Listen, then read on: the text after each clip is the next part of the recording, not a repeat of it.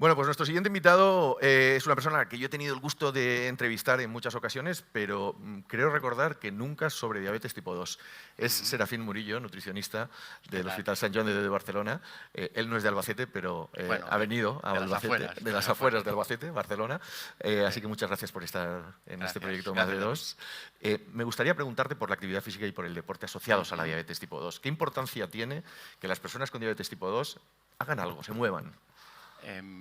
Para mí es fundamental y sí que en los algoritmos, las decisiones que se toman, el aumentar la actividad física es uno de los puntos iniciales, ¿no? Sí que es cierto que por muy recomendado que sea, sí que es posible que igual se hace de una forma un poco no demasiado convincente o no se seduce demasiado en los beneficios que tiene, ¿no? Sino muchas veces percibido por las personas con diabetes como un pequeño castigo a veces o como algo que saben que tienen que hacer y se recalca, ¿no? Hubo un estudio hace unos años en el que en población general se les daba diferentes consejos, ¿no? Uno era aquel de haga deporte, vaya al gimnasio, a la piscina, tantas veces a la semana, ¿no? Muy poco éxito. Cuando se le recomendaba, y se le recomendaba sobre todo serse menos sedentario, estar más tiempo de pie solamente, caminar más, estar menos tiempo sentados, mensajes más sencillos, más asequibles, el resultado en cuanto a disminución del estilo de vida sedentario era mucho mayor y se mantenía a mayor plazo, ¿no? Con lo cual, hay en datos del estudio de diabetes que publicamos hace unos años, vimos cómo en las personas con diabetes el 45% tenía un estilo de vida sedentario, mayor que en población sin diabetes, y además que como cuando sabían que tenían diabetes tampoco aumentaba la actividad física demasiado. Sabemos que es algo que cuesta, algo que es complicado y está en la base de la diabetes y por tanto es un poco difícil que cambiemos tanto el estilo de vida. Pero esos pequeños cambios, todo cuenta y esos pequeños cambios ayudarán a que el control de la diabetes sea mejor también. ¿Y por qué crees que existen estas barreras? ¿Por qué crees que existe un poco esta... Es decir, no me voy a mover tanto, me cuesta, o lo interpreto como un castigo? ¿Por qué crees que pasa esto? Claro, puede ser que sea un proceso de selección natural, es decir, que la sociedad en la que estamos ya tiene un estilo de vida sedentario, ha bajado mucho no tanto el tiempo de ejercicio, sino el tiempo, por ejemplo, de transporte, de lo que gastamos en ir al trabajo, en ir a la escuela. Esto ha descendido en los últimos 30, 40 años de forma brutal.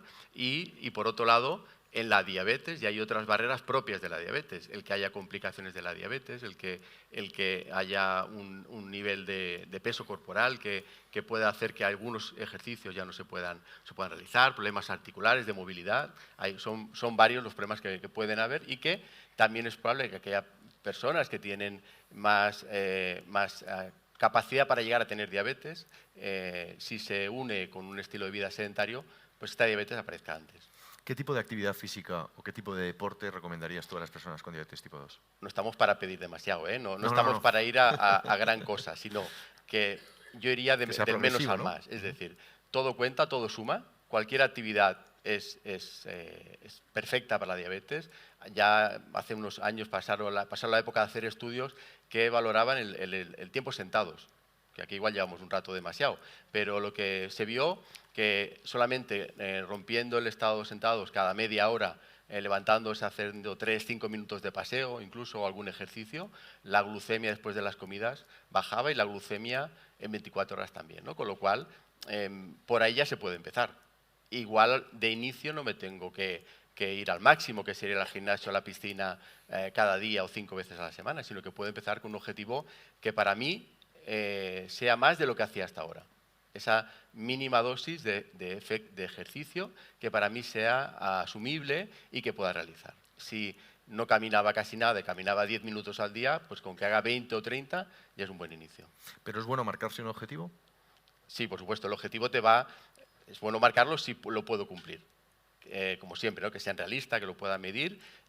Si me pongo el objetivo en la piscina 5 días a la semana, pues igual estoy fallando ya desde el inicio, ¿no? Pero ese objetivo, seguramente, con el equipo sanitario, el equipo médico, es el que tenemos que balancear, que preguntar, que incluso pactar si ese objetivo va a ser bueno para la diabetes, para el buen control de la diabetes, pero a la vez también va a ser un objetivo que yo puedo llegar y que para mí va a ser realista y me va a dar un buen feeling, un buen estado de ánimo, una buena sensación al conseguirlo. Esa sensación de me cuido con el ejercicio físico es fundamental. No tanto si baja la glucemia, si no baja, si la resistencia a la insulina, todo eso sabemos que va muy bien y es fantástico, pero buscamos ese resultado más directo, ¿no? Tengo pereza, no quiero hacerlo, pero hago ese ejercicio y me siento bien, ¿no? No me tengo que quedar en la pereza del inicio, sino en qué bien me siento cuando acabo, ¿no? Y esto, al final, pues seguramente todo quien está aquí en la sala o en sus casas que hace ejercicio sabe que acaba viendo un enganche, una necesidad de hacer ese ejercicio, que es lo que hace que se mantenga luego. O sea, que si yo llego y veo que hay unas escaleras y un ascensor, quizás debería empezar por subir las escaleras y olvidarme del ascensor. Depende a qué piso vayas, pero si vas al 10, pues 3 o 4 pisos y luego cojo el ascensor, ¿no? Por ejemplo. O sea, que el tema de la frecuencia es también un poco a gusto del consumidor. La frecuencia en cuanto a semanal, cuanto más mejor. Sí, cuanto más mejor. Sobre todo cuando hay tratamientos, como antes hablabais, con insulina, porque al final el impacto del ejercicio va a ser más regular, ¿no? Si puedo hacer cada día algo, mejor que 3 días mucho. Pero los estudios también marcan que aquellos guerreros de fin de semana, que se llaman, ¿no? Que alguien que entre semana es totalmente sedentaria, pero el fin de semana hace mucho ejercicio, también tiene un buen impacto en salud. Con lo cual también aprovechamos el beneficio del ejercicio, es lo que decía antes. Cualquier ejercicio, más de lo que hacía, va a ser bueno. Hasta donde lleguemos, tendremos limitaciones propias, limitaciones de agenda también, o de trabajos, familias, cosas que hacen que igual no se pueda hacer todo el ejercicio que se quisiera, pero hasta donde podamos llegar va a ser favorable. Ahora que hablas de limitaciones, ¿y si existe la limitación física? Es decir, si me cuesta moverme o si o tengo algún tipo de lesión o alguna cosa, ¿qué puedo hacer? Seguramente eso me va a hacer pensar que no puedo hacer mucho ejercicio. Y ahí también tiene que entrar de lleno la prescripción de ejercicio, es decir, consultar con profesionales que no están en la sanidad pública, no existen todavía, que puedan hacer esa prescripción de ejercicio en casos puntuales o en casos que es muy necesario. Pero aunque hayan limitaciones, siempre se va a poder hacer algo más de lo que se hacía hasta ese momento. Lo que es importante es tener en cuenta que también los fármacos tienen efectos secundarios o limitaciones y no se puede poner seguramente la dosis de todos los fármacos a todo el mundo. También hay personas que no pueden hacer el ejercicio que les iría bien, pero en esa gradación de beneficios sí que van a llegar a conseguir una mejora importante, eso seguro. ¿El ejercicio baja la glucemia?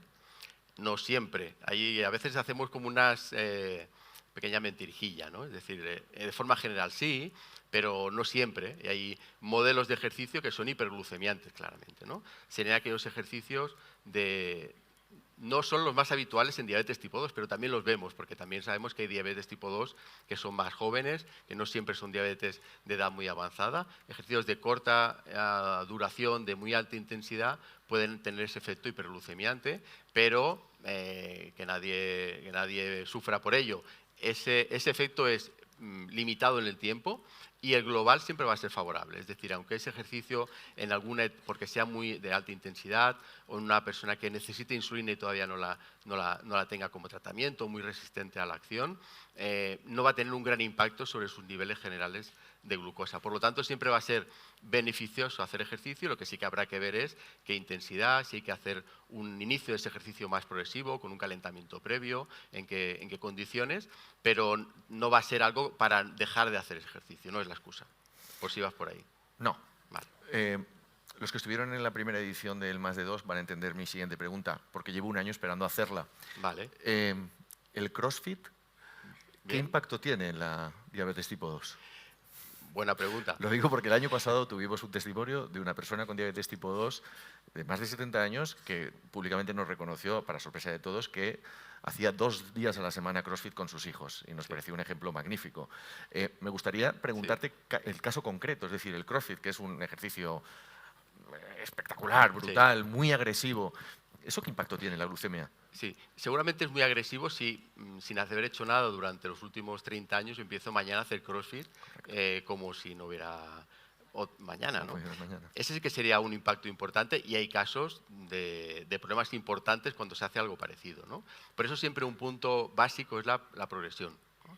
siempre que un ejercicio sea progresivo, va a limitar los problemas asociados a ese ejercicio, sea cual sea el punto de partida, ¿no? Si se empieza a hacer CrossFit sin una adaptación previa, seguramente puede llegar a ser un ejercicio muy hiperglucemiante, muy agujeteante, es decir, va a producir muchas agujetas y muchos problemas al cabo de un día, 2 días, y con mucha probabilidad de no seguir más, porque vamos a sacar todo lo malo de ese CrossFit, ¿no? Si se empieza haciendo a veces con los preparadores físicos decimos que hay que entrenarse para entrenar. Es decir, hay que hacer algún entrenamiento previo, que puedes empezar por caminar, por hacer yoga, por hacer un ejercicio de fuerza, de tonificación, para luego poder hacer el ejercicio que me gusta o que quiero hacer o que creo que me va a ir mejor, ¿no? Pero esa preparación previa es espectacular, importantísima. No sé si tienes que esperar otro año más. No, ya le he ¿Ya? resuelto ¿Sí? la pregunta. Mañana nos vas a contar muchas cosas en el Experience Day sobre la insulina y el deporte, pero me gustaría que nos dieras algún pequeño esbozo de cómo una persona con diabetes tipo 2 que utiliza insulina, si quiere practicar algún tipo de deporte, qué conceptos básicos, ¿no? ¿Qué mensajes se tendría que llevar a casa? Podríamos establecer, y así lo dicen las guías, que habría como un cierto riesgo de hipoglucemia asociado al tipo de pauta. Una insulina solamente basal, una insulina lenta, en la que el riesgo es moderado, no es un riesgo tan importante, y el riesgo es mayor cuando se asocia insulina lenta de acción prolongada con insulina rápida en cada comida. Porque el hacer ejercicio junto con la insulina va a potenciar la acción de la insulina. El ejercicio es algo maravilloso que tiene indescriptibles beneficios para la salud, pero especialmente para la diabetes. Hace un poco de insulina durante el tiempo que se hace y en las horas posteriores. Eso está muy bien, pero cuando juntamos la insulina, pues habrá que hacer un pequeño equilibrio, ¿no? Es decir, si se hace ejercicio, se requiere un poquito menos de insulina, con lo cual hacer ejercicio después de un desayuno en el que se ha puesto insulina rápida, va a tener que requerir, con el equipo de educación, saber qué hacer con esa insulina rápida, si hay que reducirla o no, si hay que tomar más o menos hidratos de carbono, todo esto tenerlo controlado. Otro aspecto sería no estoy haciendo ejercicio y voy a hacer el Camino de Santiago, y voy a hacer el camino que haya por aquí y voy a hacer mucha actividad física de golpe, con lo cual las necesidades de insulina globales van a descender y seguramente habrá que modificar toda la pauta en conjunto, ¿no? Modificando toda esa pauta de insulinización y habrá que preverlo. Por lo tanto, igual el mensaje es que ante cambios de actividad física habrá que consultar, debemos informarnos de qué forma pueda afrontar ese tipo de actividad. Actividades muy cortas, de corta duración, progresivas. Poco a poco se puede ir valorando con los niveles de glucosa un poco ese efecto, ¿no? Pero sobre todo cambios importantes de actividad. Se tiene que, en muchos casos, hacer una valoración inicial de cómo es el estado de salud y qué hacer, tener una cierta pauta, un protocolo a seguir en cuanto a la alimentación y las dosis de insulina. En el común de todos existe la creencia de que esos ejercicios aeróbicos, es decir, aquellos cardiovasculares a largo recorrido, nos permiten adelgazar más, perder más, que aquellos que son, creo que la palabra es anaeróbicos, que son un poquito más de intensidad, más muscular, ¿no? Bueno, estoy depende con quién hables. una explicación que es una barbaridad, pero bueno. No, bien.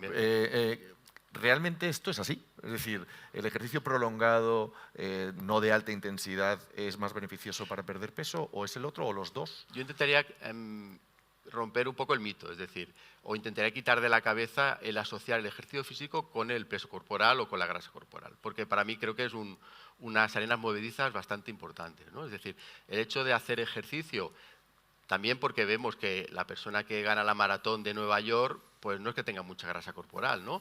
Pero hace muchas otras cosas más, tiene una edad, etcétera, etcétera. Al hacer ejercicio se incrementa el gasto energético, pero eso no quiere decir que siempre se traduzca en que se baje la grasa corporal. Y de hecho, hay ciclistas que tienen que estar un poquillo a dieta. Y mirad, están mientras nosotros echamos la siesta, están ahí subiendo el Tourmalet, ¿no? En julio. O sea que no hay un efecto tan directo, porque el cuerpo es un gran compensador. En muchos casos, a medida que hago más actividad física, lo que tengo es más apetito. Y acabo ingiriendo lo que gasto por esa actividad. Con lo cual, no siempre vemos que se traduzca en una reducción de peso. En cambio, ese ejercicio anaeróbico de fuerza, que aumenta el gasto energético también, aumenta el tono muscular y no se traduce en algunos estudios en un incremento del apetito tan importante, también podría ser una buena propuesta, ¿no? Solamente lo mejor es la combinación de ejercicio aeróbico con algunas sesiones, pocas, de ejercicio de fuerza durante la semana para mantener un buen tono muscular y un gasto metabólico mayor. Para terminar, Serafín, si llevamos una dieta equilibrada y correcta y practicamos este ejercicio físico cada uno a su manera, ¿podemos mitigar las complicaciones de una diabetes tipo 2? ¿Por qué? Sí, seguramente tampoco todo está en nuestras manos, pero podemos dar lo mejor de nosotros para que eso no pase. Eso sí que lo tenemos muy en cuenta. Los estudios que combinan ejercicio y actividad física desde los años 90 a 2000 marcan muy claramente cómo mejora el control glucémico, medido por hemoglobina glucosilada, pero también mejoran las complicaciones asociadas a la diabetes, aunque el control glucémico sea el mismo. Es decir, que con la misma nivel de glucosa en sangre, habitualmente, 2 personas, la que hace más ejercicio está más protegida frente a las complicaciones. Pero eso también pasa en personas sin diabetes. Las personas que hacen más actividad, hasta mucha actividad, también tienen un estado de salud mucho mayor y a la larga en global, en datos globales de sociedad, irá mejor. Individualmente no lo podemos apostar tanto, porque cada uno tiene su background, su genética, su línea un poco escrita, ¿no? Pero en general, esto sí lo tenemos muy claro. Serafín, siempre es un placer escucharte. Igualmente. Hoy, en mi parte, por primera vez hablar de diabetes tipo 2, así Genial. que te lo agradezco. Imagino que también como nuestro querido público. Muchas gracias. Serafín.